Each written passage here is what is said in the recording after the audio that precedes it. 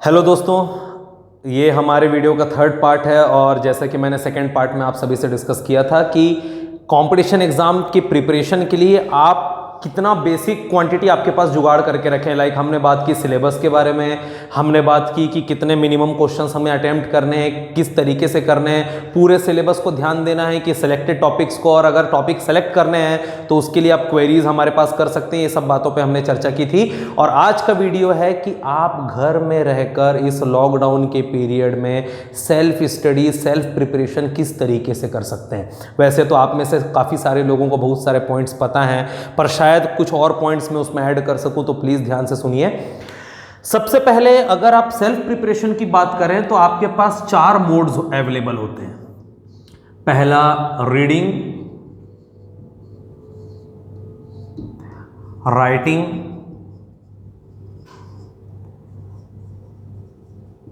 Audio, visual. 4 तरीके से आप प्रिपरेशन कर सकते हैं।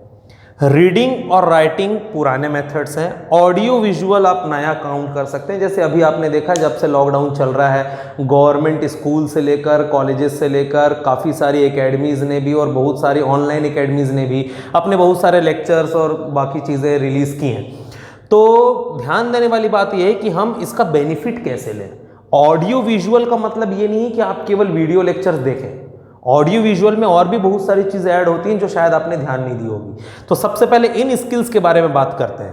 तो ध्यान से सुनिएगा, हम इसको पॉइंट वाइज आगे लेकर जाते हैं। पहला आपका काम, सिलेबस का कंटेंट आपके पास होना चाहिए। दूसरा आपका काम कि आप उस सिलेबस को फिल्टर करके रखेंगे कि अगर किसी पर्टिकुलर सब्जेक्ट में n नंबर ऑफ चैप्टर्स हैं तो उन चैप्टर्स में से आपने कितने चैप्टर्स को टारगेट में लिया है जिसको आप रीच कर सकते हैं। देखिए, आप किसी दावत में गए, आपके सामने खाना लगा है, इसका यह मतलब नहीं कि आप सब खा सकते हैं। आपको यह देखना जरूरी है कि आप उसमें से किसे टेस्ट करेंगे, किसे खाएंगे जी भर के, और उसके बाद किसे छोड़ेंगे। तो ये आपके सिलेबस के साथ भी होता है कि आपके पास अगर सिलेबस में 100 टॉपिक्स हैं, इसका ये मतलब नहीं कि आपको पूरे 100 टॉपिक्स कवर करने हैं। आप ये देखिए कौन सा टॉपिक्स आपके लिए इंपॉर्टेंट हैं, किनका वेटेज एग्जाम में ज़्यादा है, किसको पढ़ने में आपका इंटरेस्ट आता है, और जिनको पढ़ने में आपका इंटरेस्ट नहीं आता है फिर भी वो अगर इंपॉर्टेंट है तब आपको कुछ और टेक्निक्स की तरफ प्रोसीड करना पड़ेगा, जिसके बारे में हम अभी डिस्कस करने वाले हैं। एक इंपॉर्टेंट बात, इन लेक्चर्स में मैं आपसे केवल मेथड्स डिस्कस कर सकता हूं। आपको अगर कुछ और डिटेल्स जाननी है कि सर कौन से चैप्टर को पढ़ूं, कब पढ़ूं, किससे प्रैक्टिस करूं, कौन सी बुक ज़्यादा सही है, तो ये सारी चीज़ें मैं यहाँ पर डिस्कस नहीं करूँगा, बिकॉज ये वीडियो सोशल मीडिया पर जाएगा। तो इस पर किसी एक पर्टिकुलर पब्लिकेशन के बारे में आपको कुछ भी बोलना ज़्यादा सही नहीं है। आप इसके लिए पर्सनली हमारे दिए हुए नंबर पर कॉन्टैक्ट कर सकते हैं। हमको खुशी मिलेगी आपकी किसी भी क्वेरीज को क्लियर करने के लिए। हमारे पास बहुत ही क्वालिटी एजुकेशन देने वाले फैकल्टीज़ का बंच है जो एनी टाइम आप लोगों के लिए अवेलेबल है। वो चाहे फिजिक्स हो, केमिस्ट्री हो, मैथमेटिक्स हो, बायोलॉजी हो या मेंटल हेल्थ रिलेटेड इश्यूज़ हो, आप किसी पर भी हमारे पास कांटेक्ट कर सकते हैं और हमको आपको काउंसलिंग देने में, आपको गाइडेंस देने में काफ़ी खुशी मिलेगी। तो आप एनी टाइम हमसे कांटेक्ट करें। आपको ज़रूरत लगे तो आप अपना व्हाट्सएप नंबर हमारे साथ शेयर करें। आप हमारे व्हाट्सएप नंबर पर भी जुड़े रह सकते हैं। बट हाल फिलहाल के लिए जो मैंने आपको कहा कि पॉइंट वाइज हम जाते हैं कि आप कैसे prepare, how to prepare during the lockdown period, तो इस पर अगर हम बात करें तो कुछ पॉइंट ध्यान में रखनी जरूरी है। फर्स्ट पॉइंट, आपके पास सिलेबस का सही नॉलेज होना चाहिए, जो मैंने ऑलरेडी प्रीवियस वीडियो में डिस्कस किया है। दूसरा पॉइंट, आपके पास सिलेक्टेड टॉपिक्स और चैप्टर्स होने चाहिए, जिसको मैंने आपको कहा कि या तो आप प्रीवियस ईयर के क्वेश्चन बैंक से एनालिसिस करके खुद फाइंड कर लें, अदरवाइज आप हमसे कांटेक्ट कर सकते हैं। तीसरा पॉइंट कि अगर ये 2 चीज़ें आपके पास है तो प्रिपरेशन आप कैसे करेंगे, क्योंकि प्रिपरेशन के लिए हो सकता है कुछ बच्चे बाहर भी गए थे पढ़ने के लिए, जो अभी वापस आए हैं, तो हो सकता है उनकी बुक्स और उनके नोट्स उनके पास अभी ना हो, या आपके पास हैं भी तो भी याद नहीं आ रहा है, क्योंकि अभी का टाइम ऐसा है कि आपने किस चीज़ को कहाँ रखा कई बार दिमाग से भी उड़ जाता है कि मैंने सितंबर के मंथ में कोई परचेस की बुक और सोचा इसको पढ़ूंगा और मैंने रख दिया और एग्जाम के बाद मुझे ध्यान आया कि बुक वहाँ पे थी। तो बहुत सारी चीज़ें हैं, तो इसलिए कैसे प्रिपरेशन करें, इसके लिए 4 मोड हमारे पास अवेलेबल है। बस हाँ, हाँ, इनके बारे में पता होना ज़रूरी नहीं है, इनको आप यूटिलाइज कैसे करेंगे ये ज़रूरी है। सबसे पहले रीडिंग सबसे पुरानी स्किल है, पुराने ज़माने से भी आपके घर के बड़े बुजुर्ग मम्मी पापा लोग भी आपको बोलते होंगे कि बेटा पढ़ पढ़ पढ़। ये पढ़ शब्द ऐसा है जिसकी एक्चुअल मीनिंग इंग्लिश में होती है रीडिंग, पर हमने पढ़ को स्टडी बना दिया। पढ़ना मतलब स्टडी करना, जबकि स्टडी में सब इन्वॉल्व होता है। स्टडी में टू वे कम्युनिकेशन होता है, स्टडी में आप पढ़ते हो, स्टडी में आप लिखते हो, पर हाँ इसका स्टडी का एक्चुअल नाम है अध्ययन, पर स्टडी को हमने पढ़ना बना दिया, उसकी मीनिंग होती है रीडिंग। तो पढ़ना मतलब जब कोई कंटेंट आपके पास है, वो बुक में लिखा है कि आपने खुद के नोट्स बनाए, उसे आप पढ़ेंगे। पर हाँ एक चीज़ मानिए, ये काम निहायत ही बोरियत भरा है। आप जब भी मन से बैठोगे कि मैं इसको पढ़ूं, आप आधा पढ़ते पढ़ते नींद आने लगेगी। आपको इस कदर नींद आ सकती है जो आपको रात में बेड में लेटने के टाइम भी नहीं आती। तो ये सबसे बड़ा स्ट्रगल है जो जनरली स्टूडेंट करते हैं। इससे भी कैसे बाहर निकले, ये भी एक बहुत बड़ी बात है। तो रीडिंग, राइटिंग, ऑडियो, विजुअल, ये चार चीज़ों को जब तक आप मिक्स नहीं करोगे, आप एक कंटिन्यूअस और कंसिस्टेंट प्रिपरेशन नहीं कर पाओगे। आप केवल रीडिंग के भरोसे, केवल राइटिंग के भरोसे आपका कुछ नहीं होने वाला। आपको इन चारों को मिक्सअप करना पड़ेगा, जिससे कि आपका ब्रेन किसी एक चीज़ पर सेचुरेट ना हो। और आपका ब्रेन अगर किसी एक चीज़ पर सेचुरेट नहीं होगा तो आपको नींद बिल्कुल भी नहीं आएगी। तो आपको इसको एक साइक्लिक प्रोसेस टाइप चलाना पड़ेगा कि अभी इतना देर रीड, देन इतना देर राइट, देन उसके बाद इसको सुनूं कि इसको देखूं। जब आप कंटिन्यूअस ये साइकिल चलाएंगे, क्योंकि कुछ बच्चों ने ये भी मुझसे प्रॉब्लम शेयर की कि सर वीडियो लेक्चर्स भी जब हम देखते हैं तो जनरली लेक्चर्स छोटे नहीं होते, बड़े होते हैं। अगर आप किसी पैकेज को परचेस करेंगे तो अगर 20-25 मिनट से बड़ा वीडियो है और वो आपके सब्जेक्ट रिलेटेड वीडियो है, तो आपको देखते देखते नींद आने लगती है। तो आपको वीडियो देखते हुए भी नींद आ सकती है, आपको ऑडियो सुनते हुए भी नींद आ सकती है, आपको किसी चीज़ को लगातार पढ़ते हुए भी नींद आ सकती है। इसलिए आपको इन चारों को रोटेट करना बहुत ज़रूरी है टाइम टू टाइम। तो सबसे पहला पॉइंट, जो टॉपिक आपके लिए इंटरेस्टेड है, आपने सिलेबस एक पर्टिकुलर चैप्टर को फाइंड किया एक पर्टिकुलर सब्जेक्ट से, और आपको लगा कि नहीं ये तो बहुत ही ज़्यादा इंटरेस्टेड टॉपिक है और मुझे बहुत ज़्यादा पसंद है, तो यकीन मानिए अगर टॉपिक आपकी पसंद का है तो आप उसको पढ़ते समय कभी बोर नहीं होंगे और आप आराम से उसे पढ़ लेंगे। तो रीडिंग वहाँ पर इफेक्टिव रहती है। पर मेरा एक सजेशन ये है कि जब भी आप किसी पर्टिकुलर टॉपिक को रीड करते हैं तो एक बात ध्यान दीजिए कि आप अपने सेल फोन में माइक अटैच करिए और उस माइक पर आप इस टॉपिक को जोर जोर से बोल के पढ़िए।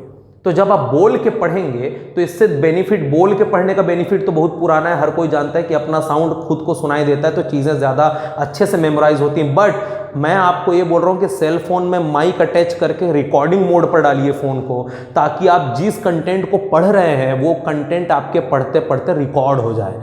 और एक बार अगर वो कंटेंट रिकॉर्ड हो जाएगा तो अगली बार आपको उस कंटेंट को फिर से बुक खोल के पढ़ने की ज़रूरत नहीं है। सपोज आप कोई काम कर रहे हैं, आपको घर का कोई काम करना है या आपको किसी ने मार्केट भेजा कुछ खरीदने के लिए और आपको लग रहा है कि नहीं मेरा टाइम वेस्ट हो रहा है, तो आप उस समय अपने उस रिकॉर्डेड ऑडियो को मोबाइल में प्ले करें, कान में ईयरफोन को डालें और चुपचाप वो काम करें। उससे होगा ये कि आपके पास बुक नहीं है, आपके पास कंटेंट नहीं है, पर यस आपने जो पढ़ा था उसके रिवीजन करने का आपके पास टाइम है। आप ऑडियो मोड को यूटिलाइज कर सकते हैं, क्योंकि आप कोई भी काम करें उसमें आपकी आंखें इंगेज हो सकती है, आपके हाथ पैर इंगेज हो सकते हैं, आपके कान कभी किसी काम में इंगेज नहीं होते।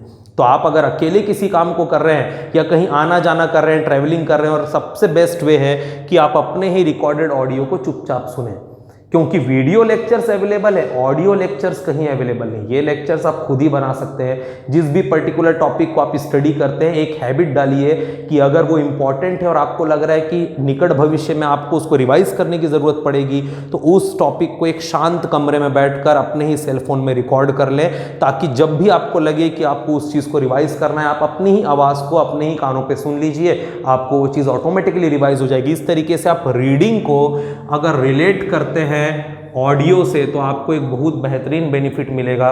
ये प्रिपरेशन का एक अच्छा मोड है। इवन आपको अगर नींद भी आ रही है, रात को आप सोने जा रहे हैं या आपको थोड़ा सा रिलैक्स करना है, आप बैठे बैठे थक गए, पढ़ाई करते करते आपको बोरियत लग रही है, कोई दिक्कत नहीं, आप अपना रिकॉर्डेड ऑडियो मोबाइल में चालू करें, कान में लगाएं, चुपचाप लेट जाएं। इन केस आप जब तक उसको सुनेंगे तब तक वो चीज़ें मेमोराइज होंगी। नींद भी आ गई तो कोई इशू नहीं है, गाना सुनते सुनते लोग सोते हैं, अपना ऑडियो सुनते सुनते आप सो जाइए। तो ये एक बढ़िया वे है प्रिपरेशन का कि अगर आप रीडिंग को रिलेट करते हैं ऑडियो से। नेक्स्ट आता है राइटिंग। राइटिंग में भी दो तरीके हैं। राइटिंग वर्ड मैंने इसलिए लिखा है क्योंकि इसमें आपकी प्रैक्टिस भी होती है। प्रैक्टिस लाइक प्रॉब्लम्स को आप रीड करके या सुन के नहीं समझ सकते। प्रॉब्लम्स के लिए आपको एक पेपर में पेन चलाना जरूरी है, तो इसलिए मैंने राइटिंग को यहां पर रखा। राइटिंग दो तरीके से हेल्पफुल है। पहला, आपने जिन भी टॉपिक्स को स्टडी किया है अच्छे से, उन टॉपिक्स पे आपको न्यूमेरिकल सॉल्व हो रहे हैं कि नहीं, वो सेक्शन इसके अंदर आएगा। दूसरा, अगर आपने कोई टॉपिक स्टडी किया अच्छे से और आपको लग रहा है कि मैं इसको भूल सकता हूं, तो बेटर है कि 2-3 बार आप उसे लिख के देख लें। तो एक टॉपिक पढ़ने के बाद अगर आप 2 से 3 बार उसे लिखेंगे, ऑटोमेटिकली आपको याद हो जाएगा। कोशिश करके देखिएगा, कभी टीवी देखते समय अगर आपने कोई बढ़िया डायलॉग सुना और वो डायलॉग आपको ऐसा लग रहा है कि याद ना रहे, तो आप तुरंत एक कॉपी उठा के उसका नोट बना लें।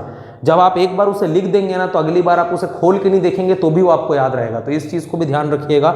राइटिंग दो तरीके से आप यूटिलाइज कर सकते हैं। पहला, चीज़ों को याद रखने, और दूसरा, जो पढ़ी हुई चीज़ें हैं उनकी प्रिपरेशन के लिए, क्योंकि ये सबसे इंपॉर्टेंट सेक्शन है। जब तक आप प्रॉब्लम्स पर प्रैक्टिस नहीं करेंगे सफिशिएंट, तब तक आप कंपटीशन एग्जाम में कुछ नहीं कर सकते हैं। तो इस चीज़ को थोड़ा सा ध्यान रखिएगा।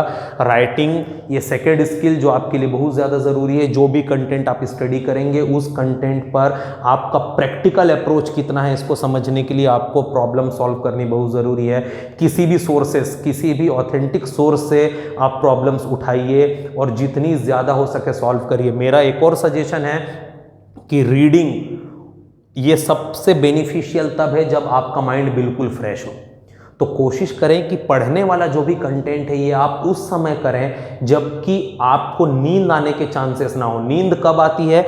एक तो ज़्यादा रात हो जाए तब आती है। दूसरा, आप अधूरी नींद लेकर सुबह सुबह उठे कि आपने ये सोचा है कि मैं 11 बजे सो जाऊं, सुबह 3 बजे उठ के पढूं।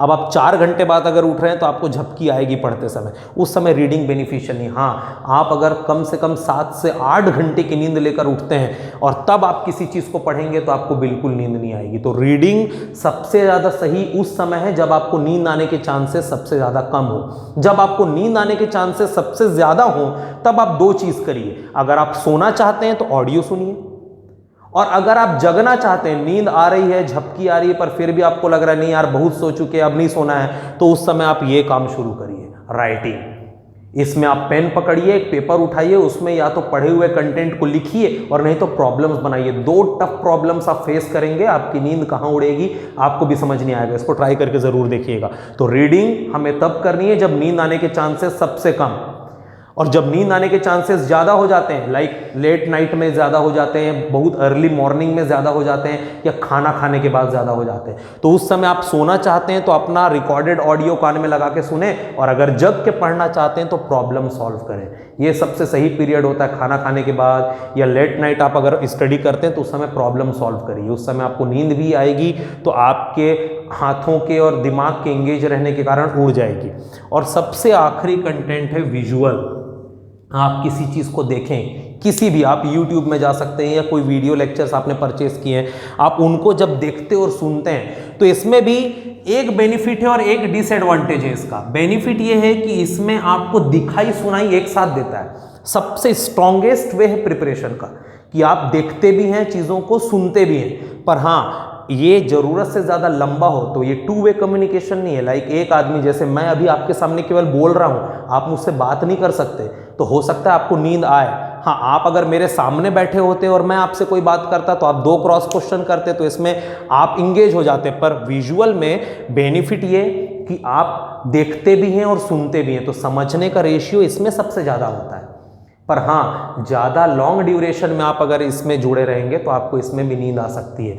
तो इसलिए कोशिश ये करें कि विजुअल, मतलब जब भी आप कोई वीडियो लेक्चर्स या कोई वीडियो देखें तो इसमें ध्यान ये रखें कि थोड़ी देर इसे देखें। जब आपको लगे कि एक समय के बाद माइंड सैचुरेट हो रहा है, गेन नहीं कर रहा है, तुरंत इसको पॉज करके आप सेकेंड, थर्ड, फर्स्ट मोड पर आ जाएं, उस पर प्रिपरेशन करें। थोड़ी देर बाद जब ब्रेन आपका फिल्टर हो जाएगा उस चीज़ से, वापिस आप उस पर पहुंचिए और कंटिन्यू करिए। तो इस तरीके से ब्रेक करके अगर आप करेंगे तो मेरे ख्याल से ज़्यादा कंसिस्टेंसी आप दे पाएंगे, बजाय इसके कि आप किसी एक चीज़ में लॉन्ग ड्यूरेशन तक अटक के रह गए। तो ये 4 मोड घर में बहुत अच्छी तरीके से आप कर सकते हैं, तो इसको थोड़ा सा ध्यान दीजिए। और इसके बाद प्रॉब्लम्स पे अगर आप प्रैक्टिस की बात करें तो मेरा सजेशन ये है कि आप किस एग्जाम को टारगेट कर रहे हैं। अगर आप JEE को टारगेट कर रहे हैं तो मेरा सजेशन है कि प्रीवियस ईयर JEE के क्वेश्चंस को ही केवल सॉल्व करें, क्योंकि देखिए अगर आप पास्ट 20 ईयर्स में भी जाते हैं तो हर साल के ऑन एन एवरेज अगर मैं 100 क्वेश्चंस भी काउंट करूं JEE के तो 20 इंटू 100 आपके पास 2000 क्वेश्चंस हैं, और बहुत है ये 2000 क्वेश्चंस पे आप 2 से 3 बार प्रैक्टिस करिए ना, हर एक क्वेश्चन को 3-3 बार सॉल्व करिए। इस कदर कर दीजिए कि वो क्वेश्चन उस पैटर्न का कभी दोबारा आए तो आपका दिमाग एक क्षण के लिए भी ना सोचे और तुरंत आपके सामने सॉल्यूशन प्रिपेयर्ड रहे। तो इस तरीके से थोड़ा फोकस करिए। JEE कैंडिडेट केवल प्रीवियस ईयर JEE के क्वेश्चंस पे पहले फोकस करें। नीट के जो स्टूडेंट्स हैं वो केवल और केवल प्रीवियस नीट के क्वेश्चन पर प्रिपरेशन करें, और CGPAT वाले, CGPET वाले, PPST वाले, BSc नर्सिंग वाले जो भी स्टूडेंट्स हैं आप, मेरा ये स्ट्रॉन्ग सजेशन आप सभी को है कि आप यहाँ वहाँ भटके ना। आपके लिए सबसे ज़्यादा बेनिफिशियल रहेगा आप जो एग्ज़ाम देने वाले हैं उस एग्ज़ाम के प्रीवियस ईयर के एक एक क्वेश्चन को बिल्कुल साफ कर दो, उस पर कोई भी डाउट ना रहे, और रहे भी तो 1-2% से ऊपर ना जाए। तो ये चीज़ अगर आप करते हैं तो ये आपके लिए सबसे ज़्यादा बेनिफिशियल है, क्योंकि अगर मैं नीट 2020 या JEE 2020 अटेम्प्ट करने जा रहा हूँ, और इसके पहले मैंने JEE के प्रीवियस 15 ईयर या नीट के प्रीवियस 15 ईयर के क्वेश्चंस मैंने अटेम्प्ट किए हैं, तो ये JEE और नीट 2020 मेरे लिए फर्स्ट अटेम्प्ट नहीं है, ये मेरे लिए 16th अटेम्प्ट होगा। मैं ऑलरेडी 15 बार इसको कर चुका हूँ, ये मेरे लिए 16वीं बार है। इसका मतलब मेरा माइंड इस चीज़ को ऑप्ट कर चुका है कि ये चीज़ें ज़्यादा टफ नहीं है। तो यकीन मानिए 15 JEE के पेपर सॉल्व करने के बाद आप जब नया JEE का पेपर सॉल्व करेंगे आपको डर नहीं लगेगा। पर अगर आपने दुनिया भर के क्वेश्चन सॉल्व किए और JEE के पेपर को सॉल्व नहीं किया और अचानक JEE आपके सामने आएगा तब आपको डर लगेगा। तो इस फियर को दूर करने का ये एक तरीका है कि आप जितना हो सके कंसिस्टेंट रहें उसी पेपर के साथ जिस पर आपको अभी अटेम्प्ट करना है। दूसरी इंपॉर्टेंट बात जो आपको बोलनी थी वो बात ये है कि अपने माइंड को यहाँ वहाँ डाइवर्ट ना करें। देखिए आपको सजेशन देने वाले 10 लोग भी मिल सकते हैं, पर सही सजेशन किसका ये बहुत ज़रूरी है। तो इसलिए हर किसी को अपना गुरु ना बनाएं, ये मेरी आपसे सीरियस रिक्वेस्ट है। हमारे साथ होता ही है, मेरे पिछले कुछ स्टूडेंट्स ऐसे भी थे 12th बोर्ड में जिन्होंने 10 जगह से ज्ञान लिया और उसके बाद फाइनली जब पेपर आया तो वो हाथ पकड़ के बैठ गए कि सर तो नहीं बना, जबकि एक एक टॉपिक उनको बताया गया था, एक एक चीज़ें उनको समझाई गई थी। तो ये इसलिए होता है कि जब आप हर किसी रास्ता चलते को अपना गुरु बनाते हैं तो हर कोई अपने हिसाब से आपको 2 कंटेंट बताता है, उसको एक्सपीरियंस हो कि ना हो। हमारा देश ही ऐसा है, यहाँ पर लोग शिष्य बनना बाद में पसंद करते हैं, पहले गुरु बनना पसंद करते हैं। तो हो सकता है आपसे छोटे, आपसे बड़े, आपके रिलेटिव, आपके नेबर्स, आपके कलीग्स, आपके कजन्स जो भी हैं, आपके आसपास घूमने फिरने बातचीत करने वाले, ये हर कोई आपका गुरु बनने की कोशिश जरूर करेगा। तो ये सीरियस रिक्वेस्ट है मेरी आप सभी से, अवॉइड करें। अपनी प्रॉब्लम्स हर किसी को शेयर करना अवॉइड करें और अपनी प्रॉब्लम्स का सॉल्यूशन हर किसी से लेना अवॉइड करें। जिस इंस्टेंट ऑफ टाइम पर आप अपनी प्रॉब्लम्स किसी को शेयर करते हो, अगर वो बंदा सही नहीं है तो आपकी प्रॉब्लम का वही मजाक बन जाएगा और पूरा रायता फैलेगा, जिससे आपके हाथ आना कुछ नहीं है, उल्टा आप ओवर डिप्रेस हो सकते हो। तो इस बात को बिल्कुल ध्यान रखो। ये टाइम ऐसा है कि आप हंसी खुशी और एन्जॉयमेंट के लिए दूसरों से हर चीज़ शेयर करें, पर सेल्फ ग्रोथ के लिए किसी से कुछ शेयर ना करें, तो ये सबसे ज़्यादा सही होगा। आपको अगर किसी भी टाइप से कोई क्वेरीज लगती है तो आप बिल्कुल हमसे कॉन्टेक्ट कर सकते हो। हमको खुशी मिलेगी आपके सारे बातों को सुन के उसका जो बेटर सजेशन हो सकता है देने के लिए। और इस फील्ड पे हमारा एक्सपीरियंस काफ़ी पुराना है, तो होप कि हम आपके लिए कुछ अच्छा कर पाएँ। Thank you. अगर ये जानकारी आपको अच्छी लगी है तो आगे और भी वीडियोज़ आपके लिए आएंगे। Thank you.